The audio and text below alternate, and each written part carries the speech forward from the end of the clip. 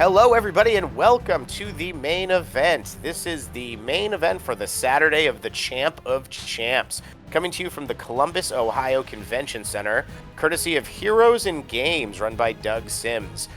This is I believe, only the second annual Champ of Champs. Doug started this event last year, but this has become a fun little wrap-up event for the season. We've got a lot of great players today. Doing commentary with me to start this event off is Player of the Year, Phil the King Keffer. Phil, this will be fun for you because you weren't able to make the event. Yeah, Joe, thanks. It's great to be here. I wasn't able to make the event this year. It is tough coming from Vermont in the winter.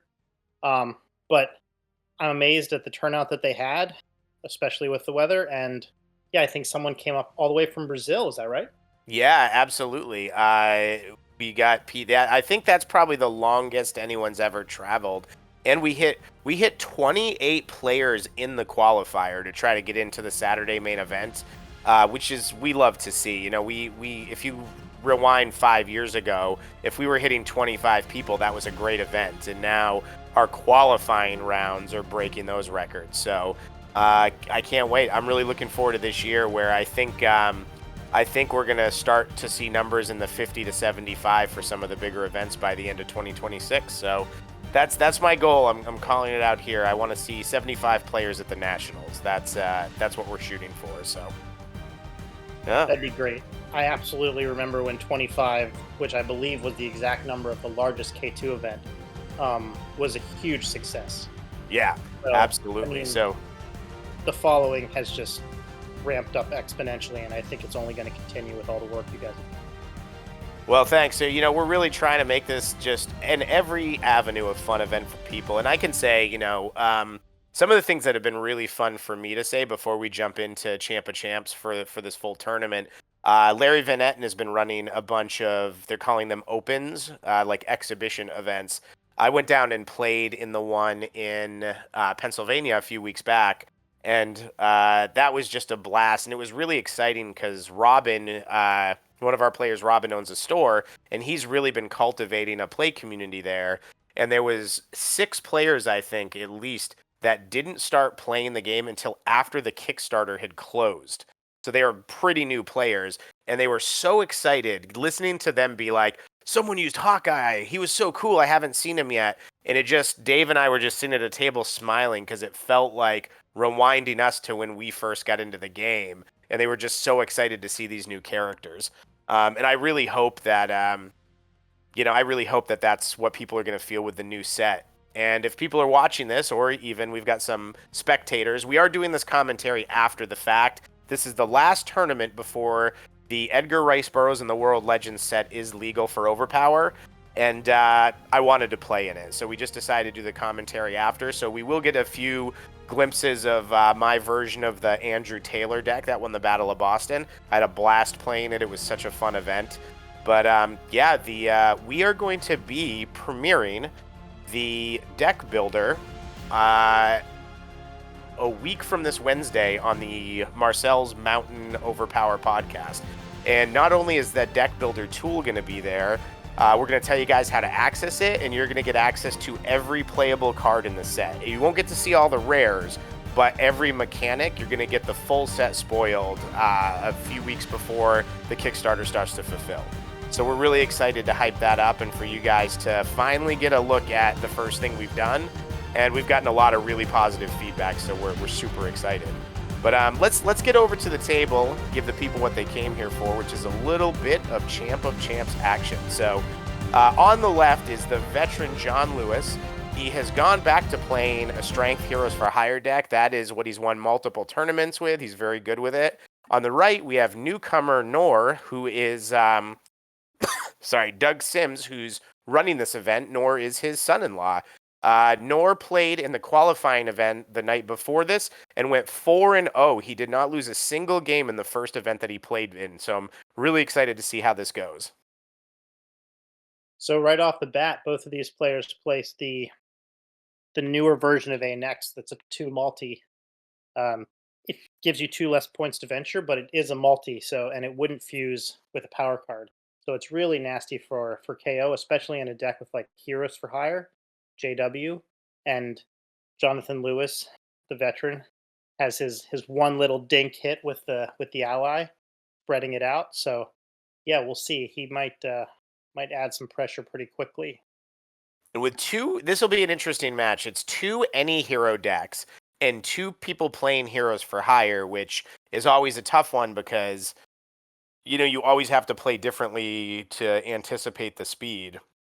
Noor has placed the 8. I haven't seen if he's trying to get sneaky and hide the JW in his hand, but both. So John went 3, and Noor dupes on the negate. That hurts.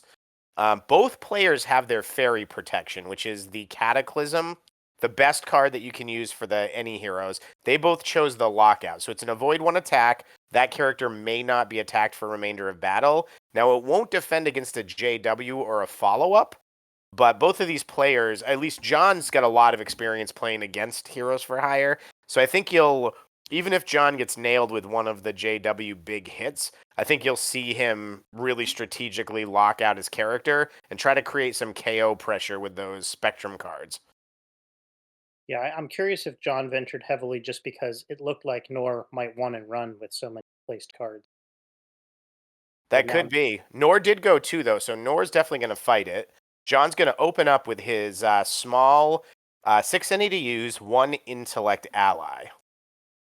Now, anyone who's an experienced player facing a JW deck, this little 1 might not seem like a big deal, but you generally have to block it. You just don't want to risk any shenanigans with a like this. Now he's playing an any hero 4. He can declare this from heroes for hire, and he could still follow up with a JW and an 8. and there's a negate out of Nor, which is actually a pretty advanced play. That's become more common these days to negate those four making additionals before the JW can come after, because you can't negate the JW. And I love seeing. Okay, so John's gonna just immediately lock out heroes. Makes sense. I like seeing that as a change and like play meta changing as well. Because there was a time where when I was first getting back into the game in around late 2014, a lot of the experienced players, they would have told you that a 4 make an additional if it wasn't in any character was a don't ever include. And now you're seeing a lot more of those thrown in as one-offs to space out the duplicates and create that speed. Yeah, so I played Magneto in this event last year, and I needed one more card, so I played a second four, make an additional multi, and I was amazed both how many times it got negated and how well it worked for me. And Yeah. that had a lot to do with the choices I made the rest of the year. Yeah, it's just the speed is just hard to deal with. I had a deck. I had a really interesting deck that I was playing with Crux and Carnage, and I was running a couple each of her 4 half multis, and I noticed the same thing where I was like, "Wow, these are really a lot better than I expected." To get back to the table, so John and Noor have both played their 2 multi aspect. Now, the interesting thing about that, one thing a lot of newer players don't think about, they'll just be like, "Well, let me throw this. It gives me some speed." One calculation I always like to talk to new players about if we're having chats. Remember, the second you use that green aspect, if you don't have any other ones, you're not just throwing the 4, but you're actually giving up an entire placing slot. So sometimes I'll sit on that if I can because it's the only card that can go into the aspect placing slot. But these guys are fighting to win. They are throwing every single thing they have, and John Lewis has the confusion to stop the teamwork. Yeah, I was expecting him to be able to at least hold par here, being able to see pretty much everything Nor had to start with. And I think that's what happened, right? We got no hits and just go to the next battle, huh?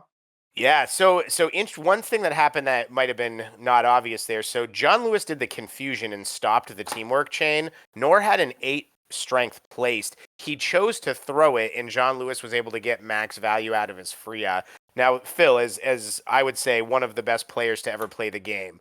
If you're in this situation, John's got 3 venture, you've got 2, he's got 1 card in hand, and he passes with an 8 strength placed. Uh, do Yeah, you you're throw it? passing. You're You passing. Right, like 9 times out of 10, you're just gonna pass and hold on to that 8. Yeah, I think you have. Because if he's holding a dead card and he passes in that situation, um, and then thinking like he's going to game it to make you pass. Kudos to him. Then he's made like the greatest bluff play in history. Yeah, I mean, I would say that if I was playing against someone who was new, I would probably throw it. But if I was playing against someone like John, who he was in the semifinals in this on this exact table in the middle of the summer, so like with the same deck, he knows what he's doing. He's not passing for no reason. Like he Right. would concede. Exactly. They both fought for it. So, we have tied. And then for players who might be new, when you tie and the venture is exactly the same for both people, those missions stay ventured. So, Noor already has 2 missions bet. John has 3. They both exhausted every card that they had placed in hand. So, they're really kind of going into a fresh hand 1, except that they already have a huge amount ventured on it. That's an uncomfortable position for any player to be in. Yeah, and I think it's worth pointing out that if someone did have Fortress of Solitude here with them both playing any hero, that as long as they venture 2 or less in this hand, they can still play it even though there's additional missions out there. So they could fortress back 5 missions, for example, And if if that you'll was their goal. notice, John Lewis placed the exact card you're talking about, the Hades version of it, 2 heroes for hire. So John can do exactly what you said. He has it placed to heroes and he bet 2. And so those cards, they only look at what's been ventured in the current battle. As long as you only bet 2 or less this battle, you can do it. Nor did not place a negate, so he's not representing one unless he's pulling a really tricky play again and holding one in hand. Oh, Wow. wow. Wow, that might be devastating here. So John Lewis has thrown the Grim Reaper. He's going to call an icon, most likely combat, and he's going to get up to 4 cards that have a combat icon. Nor does not seem to have a defense. So he's going to get rid of his 1. He's going to get rid of a teamwork. And this just hurts, but This is a game winner right here. yeah, if he's I got don't 2 in hand, he really needs to just dump the 2 in hand, run, and hope he can claw back something next hand. But this puts him, that is, not having the defense for that is just such a devastating play. Yeah, that card, it doesn't get through as much as it used to with as many battle sites been being played in this format, but in the new format, I think we're going to see people needing to play like worse defense than they're used to having to play to try to deal with that, or to play things in a sequence in which they get the like icons spread out of their hand so that it doesn't hurt them as much when it hits. Well, and one thing that's been interesting without activators in the game, and a lot of people have been playing a few less teamworks and more allies because the new format drops the value. Because of that, we've been seeing the Grim Reaper does hit more often, but a lot of time it's averaging 2 cards instead of 3 or 4. Yeah, that's what Where I'm hoping to see. Well, it's also, remember, we've reduced the multis, so there's only 3, 4, and 5, and they're 1 per decks. So you're only going to have at max 3 power cards. People have generally been playing 3 to 4 of the weaker teamworks, and there's no activators. So the amount of targets that are having 3 and 4 icons is drastically reduced. So as much as it is something that gets through, and there are times where it does just win the game, there's a lot more times where I've found it's just whiffing or getting 1 or 2 cards. Yeah. So John, they're having a conversation about something. So John looks to be out of cards in hand. Nor is able to pin the beast. Now, interestingly, I'm wondering if Nor was realizing the finite power that's pinning the beast says if beast wants to attack, he has to discard 2 cards. So John says okay, and he plays the Stars and Garters, which is not an attack and does not require the discards. Oh, John does have 1 card left in hand that's placed. Yeah, I do think the question was, can I still play Stars and Garters with The conversation. finite power in play? Now remember too, Beast does have the 9 placed on the home base, and John is playing the long game here where John can actually negate that. He has a negate in hand. He could offensively negate the finite power. But right now I think he's trying to hold on for negating the 11. He could also discard the cards from his armory to play that 9 too. I think the ruling currently is that they have to be discarded Or no, that one's the wrong. Sorry. I believe that was an incorrect ruling that I heard, and you can discard them from anywhere. I think that's what it was, right, Phil? Yeah, the wording on finite power specifically says the opponent is the one that discards. Correct. Yep, that was the mistake. So he's throwing the 9. The glare, unfortunately, we mentioned this last night. We are going to start to look at getting some anti-glare lenses. And unfortunately, the glare on that side of the table is a little rough, so I forget what the hit on Heroes for Hire was. So he forgot about the finite power, went to throw the 9. I want to say there was a multi 4 place to heroes. Is that right? Yes, that's probably what it was. So now John Lewis may have made a little bit of a misplay here because so he Can't tries to play throw that. the yeah, that's no different. Yeah, you can't play that one either, John. Oh, John, you have So so it's many. 7-4. So I think what's going to happen is I think he's going to have to use the fortress here. I think he Oh, John, he just doesn't realize that he can discard the home base cards. yeah, and I that's I'll be honest, that I probably would have forgot about that as well, but he's going to throw the 5. It's going to get avoided, and then let's see if he realizes that he can do that. I mean, he could also discard that. I mean, that works too, right? Like he has such a card advantage, but I don't know. I would have definitely wanted to win those 5 missions. Oh yeah, there's no way. I mean, I think if you realize you can discard the armory cards, you throw the 9, you paint Heroes for Hire up, and then he's at 13 points. He's got 2 colors. Your main suit, your strength is going to be a kill shot. I think you just do it. But anyway, Noor is Yeah. back to life here. See if he can get a little luck of the draw. So John's It, going to get his no teamwork event, which is great. Now remember, in addition to the 2 placed cards he has, the 2 and the 9, he's got the Stars and Garters in play, and that's active.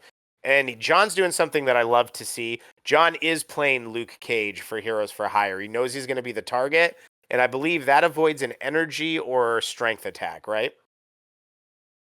heroes, it's energy or strength. Yeah, that's Let correct. me It's I'm going to give a quick little give me 1 second to just look it up and yeah, confirm. it is. It is energy and strength. I'm not sure if that's the name of Oh, they call it Power Man, but that's Power Luke Man. Cage.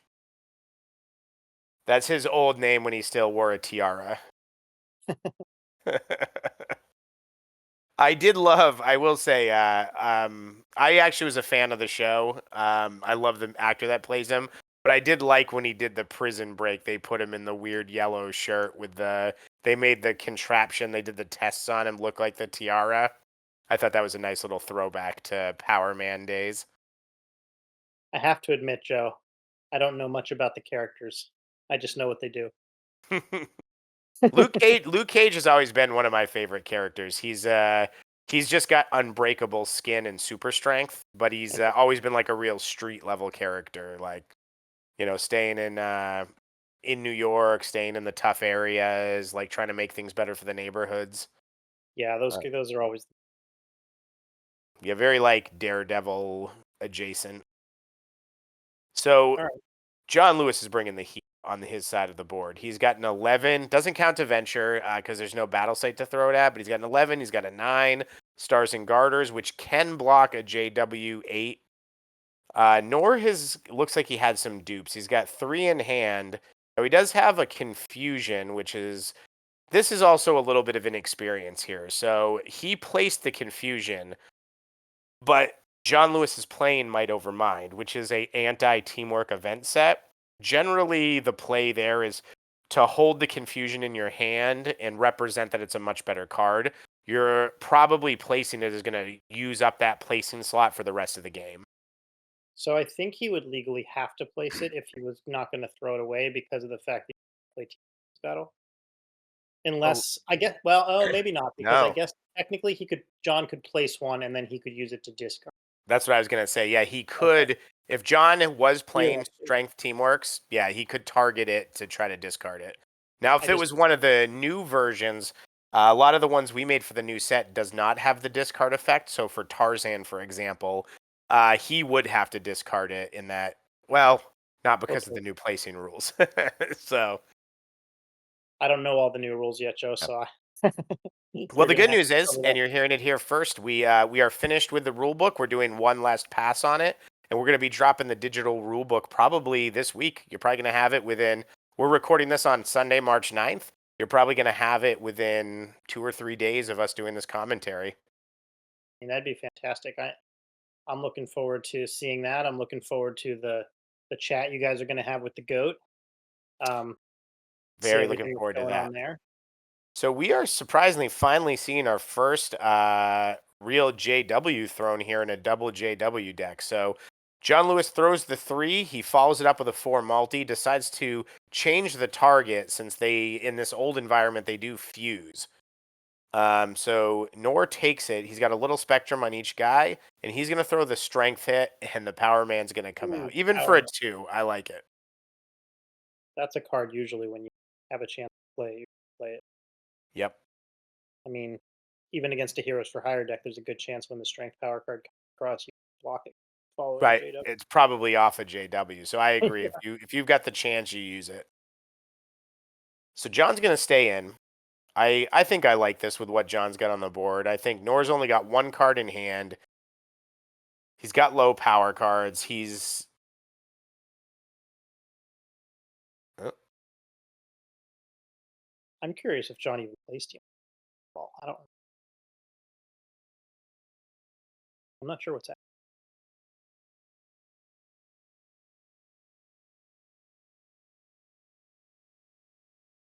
hmm. So Okay. Noor seems to be changing the target. I think he's so this is I he's clearly doing this because he doesn't want it to just get blocked with the 5 on the 5. But I think that's a great any I think you throw it if he blocks with the 5 and then tries to punch through with one of his specials, you've got the negate. I think that's kind of a win. I think I would have thrown it at the 5. Yeah, I did this against Marcel last year once where I didn't throw the 5, throw a 5 energy juggernaut into a multi 5 placed card. And it ended up burning me because then it would have been helpful for that not to be there later. And he had it for defense against something else, you know? So every situation's different, but I like the idea of continuing to attack the same person in most cases. Yeah. So Nor is I think doing the right thing here. He's not going to win this. John doesn't have to use either one of his 1 per decks, and so I think at this point John just passes. There's no reason to throw into that negate. You're going to save 20 points of venture for the next battle. You're going to win. I think John just passes here, and Nor could offensively negate the stars and garters. That's probably a play I would do, and then just hope to repopulate the Scarlet Witch one. Just get rid of the 1 card that can really shift the JW away from Heroes for Hire. So John Yeah, passes. Nor doesn't think of that play, but for next time, I think if John Lewis passes there, I don't know. What do you think in that situation? What do you do, Phil? Do you negate the stars and garters? I would have, if I was Jonathan Lewis, I might have thrown the 11 at Scarlet Witch and made him use the negate on that and bought myself some free time because the 11's not going to be good for Venture anyway. That's true. Make it. That's true. It's not a venture card, so you might as well eat up a premier piece of defense. So John Lewis does draw his second no teamwork event. Discard all teamworks, no teamworks, but he dupes on the only strength one. So John Lewis is going to be playing down a card. Oh, one thing to say that was really interesting about this tournament, Phil. We talked about this when we did the commentary last night. This was the first tournament where we instituted the new going second gets to replace a card rule. So for those listening, the new rule is if you win whatever the determination is, a die roll, rock, paper, scissors, if you win, you can choose to go first, which we know is a huge advantage in Overpower, or you can choose to go second. And if you have a discard or an unusable card in your first hand, you get to replace it when you discard it. One time, if the replacement's a discard, it's gone, but it gives you a little bit of variance control. And it was super interesting to see. It went very well as far as what we saw. Um, yeah. Yeah, So I was so curious to hear what people thought of that. I have my own opinions on it, but I do think that depending on what deck you're playing, it might affect the decision that you make.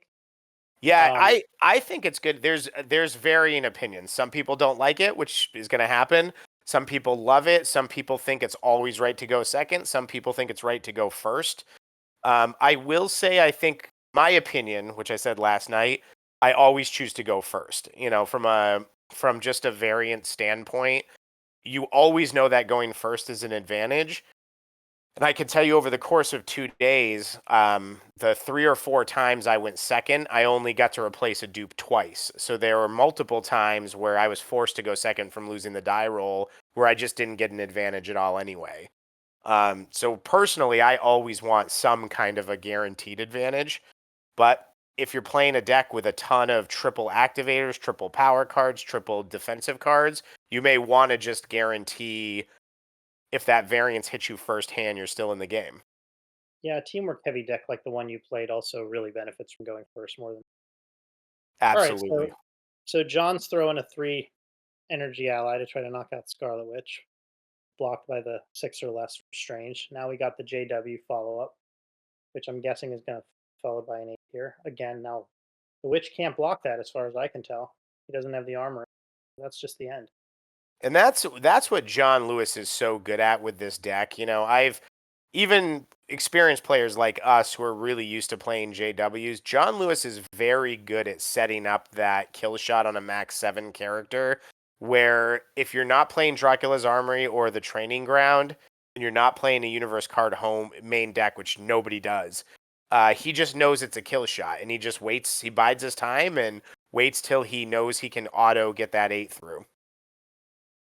Yeah, I mean it's an incredible amount of information to have before the venturing phase that you know that character is going to die and you're going first. Like now that doesn't happen at the beginning of the game like what we were just discussing, but like typically going first has major. Mhm. And I think that's really what it is too. As someone playing a teamwork heavy deck, if you start with, we call it serve like in tennis, if you start with the serve and you can just maintain it, then it's really hard to get off that back foot as the other player. So both players discard 2 cards. John Lewis is still maintaining a small but numerically significant placing advantage. John's been able to just hold on to that 9 and 11 the whole game and pressure Noor with it. I'm amazed how many ally cards John gets away with playing. I know he needs universe cards because he's not playing works with those events, and it definitely works for him. But I find having more than two is pretty tough. I've played a lot against David McMillan who uses them this way. He uses the 3s and the 1s on his anti-teamwork decks to just keep that speed up. And it gets frustrating because you're oftentimes either blocking with a 4 or a 5, you're giving up 3 or 4 venture to defend it, or if you let it hit, you're just getting set up for Spectrum because they're always the suit they want to have as a hit on the character. Like if you Yeah, notice, John's have all been energy and intellect. I think that the main thing is that it's just an additional placing spot. So like the decks that have a lot of those, you just, as Dave likes to call it, what does he call it? War His chest. cache, his war chest. Yeah, like I've played games against Dave where I'm just like, oh god, I wouldn't play half the cards you have on the table right now, but since you have so many of them, it's really a problem. Yeah, so the placing is for sure, it's for sure a headache sometimes. Yeah, I was saying to him in the commentary last night too. He and Phil Miller have really, if you want to get better at like maintaining your placing advantage, those are 2 players that are fantastic at knowing the cadence of like what to place, super disciplined about attacking from hand, knowing when to run away to maintain the placing advantage. It's almost like their primary concern in the game, and it works a lot of the time. So. All right, so John bets conservatively. If he wins this, he'll have 1 in the middle. Nor really needs to figure out a way to either exhaust his placing advantage, create KO pressure. He needs to do something to make John not be able to just keep teeing off on him. And Oh that wow. is a brutal, brutal card right now. So for the first time, Nor could throw that teamwork. And John Lewis plays Juggernaut's Raise, which with the in the new environment has been such a brutal card. Nor has to discard all universe cards placed or in hand, whichever number is greater, and that gets rid of his 3 placed universe cards. So that is a brutal one per deck. Yeah, I mean that couldn't have worked out better for John. I mean, he killed Scarlet Witch last round, and the any hero negate was out, so he knew for a fact that was going through. Yep. Yeah. So, and I You got to think he's Nor has a teamwork in his hand, but I'm not sure. He may have. He must have a power card in his hand that can throw it. At this point, too, John Lewis is pressuring with those low hits, and Nor's having to block with much higher power cards. So that just hasn't worked out either.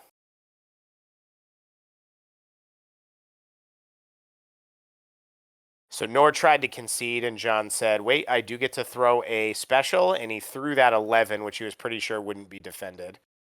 Yeah, that's perfect. Now heroes for hires, everything is going to kill him. Yeah, Hit John. F5 damage. Well, actually, the 4 multi isn't a kill shot, which is a little bit nice, but John just has such a placing advantage. He's got his negate, he's got his 9 or less, his stars and garters is still active, and he's got high power cards. He knows Nor doesn't have a negate. I think we'll probably see this be the last hand. John did get a few dupes, and it looks like Nor only had one, so.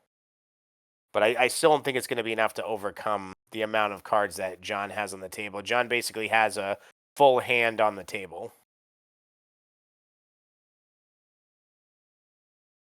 Yeah, so Nor's really going to need things to line up for him to have any chance of getting out of this. I'm not really sure. I kind of think that maybe John can go for the win this time. Yeah, I think John just has to go 1 for the win. So now Noor does have, if Noor can make John Lewis use his negate, Noor could be sneaky, and he does have the Hades in his hand. Okay, so that could buy him another round. We haven't seen the Reaper out of Nor yet either. I believe that could get him back in the game if that were to land, but he does have Yeah. to go into that Stars and Garters.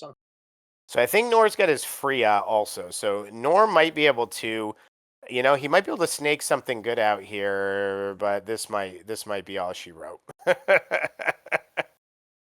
Is that an 11? No, that's a JW. Oh, that's a JW. And he just doesn't have any power cards. He placed the 5 on spawn. And again, this is another great point. He could have placed the 5, 2 heroes for hire. You always have to be thinking when you fight a heroes for hire, how am I blocking the first or second hit of that JW if he throws it? So he could have put the 5 there, blocked the 3. The 7's probably still a kill shot, but so he has the Grim Reaper in his hand also. Yeah, sometimes you can't place it there because you know he's going to die anyway. Like, he could have just thrown the 7 at him that he wouldn't have been able to defend. That's true. That's true. You probably just want to keep it in your hand at that point. If Yeah. you So this is good. I think this is the best play he could have made. Probably that's what's going to happen, but maybe John Lewis just decides screw it, all negated, and I mean it's probably not happening, but that's your best chance. If you throw the Grim Reaper, he's probably going into the Stars and Garters. And then maybe you just have to try to get him to use up that negate and Fortress somehow.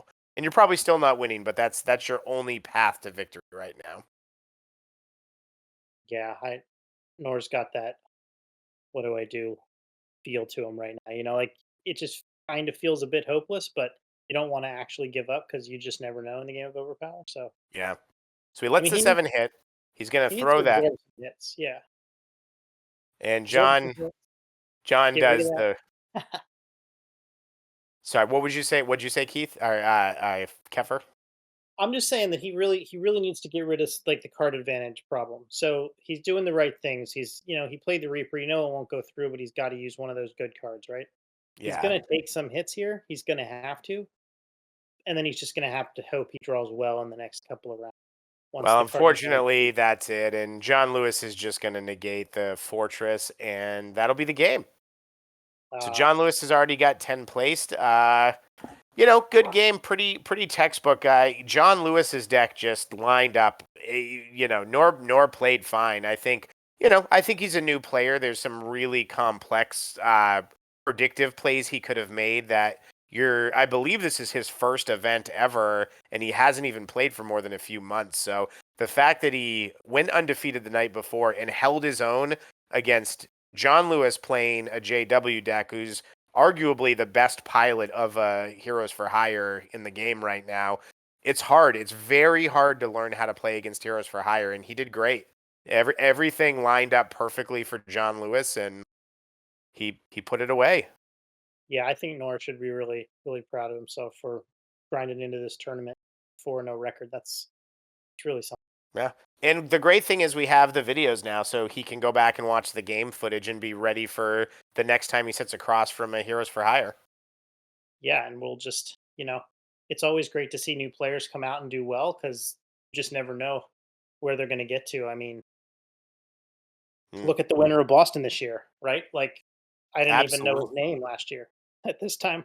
So Yeah, you never. and not to mention like that's been the great thing is just getting that when you see different people come in and you a lot of times get to a group think of like, well, I'm never going to play a Galactus or it's just not playable. Annihilation Affair is not a good enough event set, and like new people see things differently. Andrew looked at discard all multi-power cards and was like, "Oh, I can just not play those and my deck's going to be fine." And then that event ended up being devastating to he was averaging 3 cards with it every time he played it because it gets him in hand and placed. So that's what I love about Overpower. I think that's the thing I'm most excited about as these new cards are introduced in a few weeks here, is just seeing in that first mixed event in Texas, what are people coming up with? What is the influences of the new set on the old game? And I think it's going to be pretty significant. There are certainly some characters that are only going to see play in the modern environment, but I think half the characters are going to see play in this new environment as well. All right, Joe. I guess that's the end of round one, but we have a long day, Yeah. so I hope everybody stays with us. This is going to be exciting. All right, let's jump over and let's get to round 2.